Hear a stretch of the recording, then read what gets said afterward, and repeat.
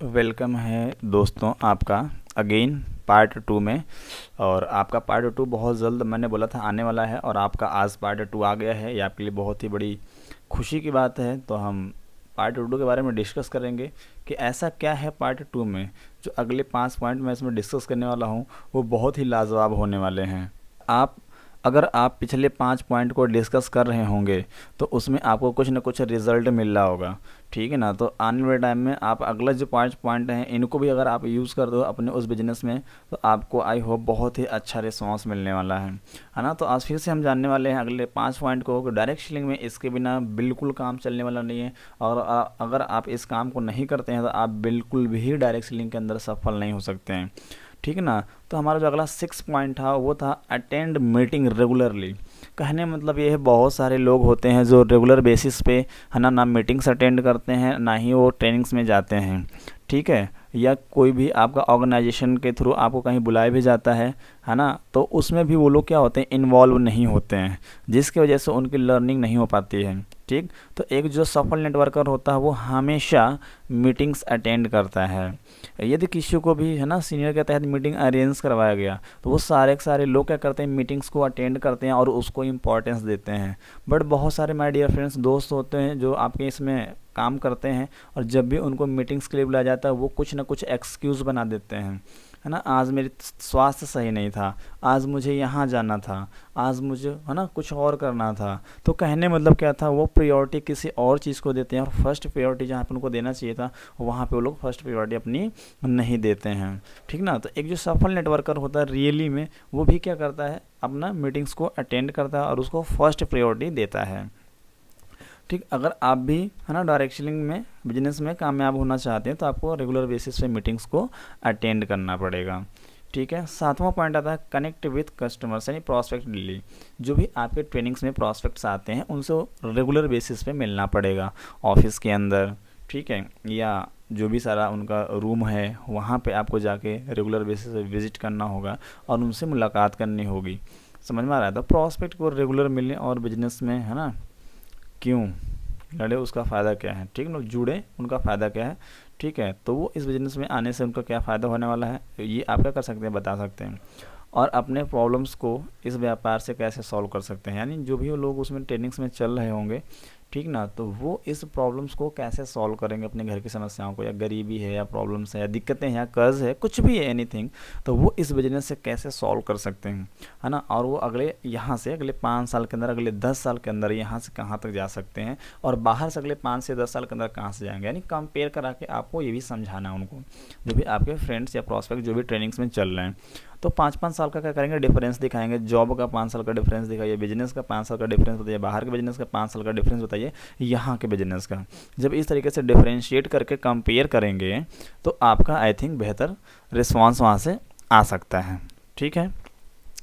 अब हम जो अगला पॉइंट को डिस्कस करने वाले हैं 8वां connect with team members daily. रोज़ाना टीम के सदस्य से जुड़े, है ना। रोज़ाना टीम के सदस्य से आपको जुड़ना पड़ेगा।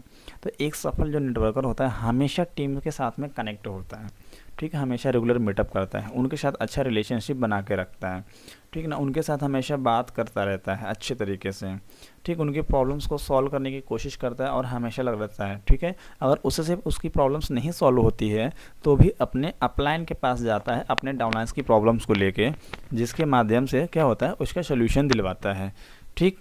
तो एक जो बेहतर नेटवर्कर होता है इस तरीके से वर्क करता है। अगर आप भी एक बेहतर नेटवर्कर हैं तो आपको भी ऐसे ही वर्क करना पड़ेगा, ठीक।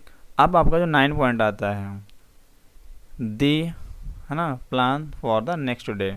हम वे अगले दिन की योजना बनाते हैं।